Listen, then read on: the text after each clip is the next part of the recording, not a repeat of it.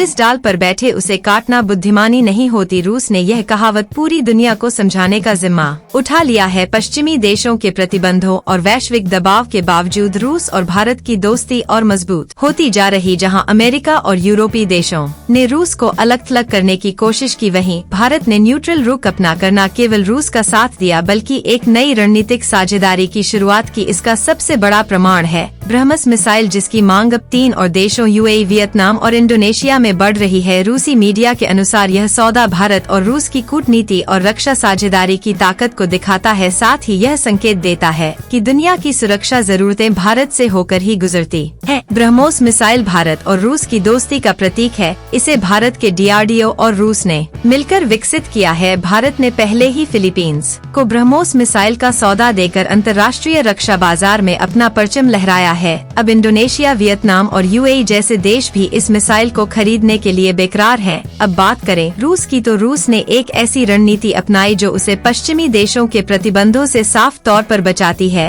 और भारत को एक ग्लोबल हथियार सप्लायर के रूप में स्थापित करती है। रूस अब भारत में हथियार निर्माण इकाइयां स्थापित कर रहा है। इससे रूस को कमीशन मिलता है। भारत को अंतर्राष्ट्रीय बाजार में बड़ी डील्स मिलती है। जो देश सीधे तौर पर रूस से हथियार नहीं खरीद सकते, वे भारत के जरिए उन्हें हासिल कर सकते हैं। इससे वेस्टर्न देशों के प्रतिबंधों का खतरा भी टलता है। अब बात करें यूएई को आखिर क्यों भाग गई है ब्रह्मोस। दरअसल मध्य पूर्व का यह देश अपनी सैन्य ताकत को बढ़ाने के लिए लगातार आधुनिक हथियारों की तलाश में है। ब्रह्मोस मिसाइल अपने तेज और सटीक हमले की क्षमता के कारण यूएई की सुरक्षा जरूरतों के लिए एक आदर्श विकल्प है। यह मिसाइल यूएई को क्षेत्रीय खतरों से निपटने के लिए मदद कर सकता है। तो वहीं दक्षिण चीन सागर में चीन के बढ़ते दबदबे के कारण वियतनाम अपनी रक्षा को मजबूत करना चाहता है। ब्रह्मोस चीन के आक्रामक रवैये का प्रभावी जवाब देने में वियतनाम की मदद कर सकता है। भारत और वियतनाम के अच्छे संबंधों के कारण यह डील लगभग तय मानी जा रही है। अब बात करें इंडोनेशिया की, तो इंडोनेशिया जो समुद्री सुरक्षा को प्राथमिकता देता है,